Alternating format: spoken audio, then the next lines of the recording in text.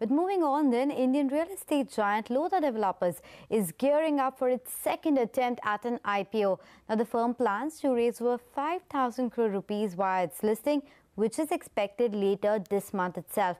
CNBC TV18's Kevin Lee caught up with Abhishek Lodha, the company's MD and CEO, and began by asking him what portion of the funds would be a fresh issue and what will they be used for. Listen in to that very interesting conversation. As per the DRHP, we intend to raise 3,750 crores as the primary issue, and we have an offer for sale of 1.8 crore shares, of which 80% of the money will come back into the company. So it's a significantly primary issue, and out of the money raised, about 4,500 crores will be used for prepayment of debt. What is your current debt at, and what will it go down to after this? So we will be at a debt of 13,500 crores after this raise, which will be a debt equity ratio of about 1.6, 1.7.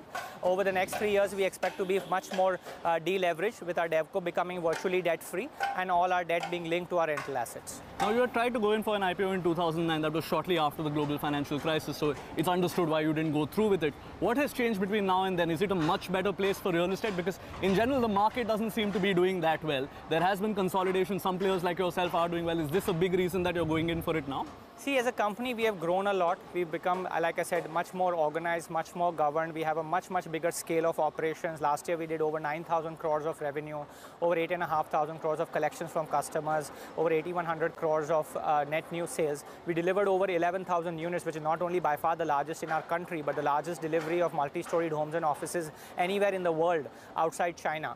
And in that context, we see there is huge opportunity ahead, especially in the mid-income housing space, where clearly, last year 44% of our sales were in mid-income housing, what is called affordable housing.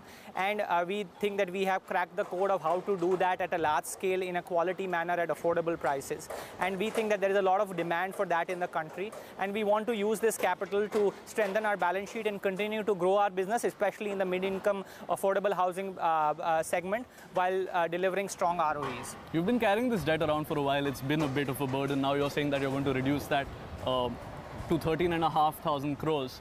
You also said in the presentation inside that you aim to be a debt-free company by 2022.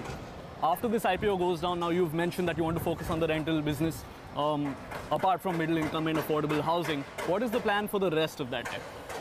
As I'm constrained from not making any forward-looking statements, like I mentioned, we intend to be debt-free on the DevCo, the development company. There will be debt on the rental company. What is the total amount of debt on the rental company as of now? About 2,700 crores. Okay. Now, this IPO has coincided with Moody's finally changing its outlook to positive on you. Is there a chance that you'd be looking to recycle some of the old debt that you're carrying now that it's possible for you to maybe raise cheaper funds? Certainly, we will look at optimizing our cost of money, absolutely. Moving on then, Reserve Bank of India will shortly issue new rupees 100 rupees note denomination in the Mahatma Gandhi New Series. As you can see on your screen, that one is expected to be in lavender color, and this can impact users like you and me as well.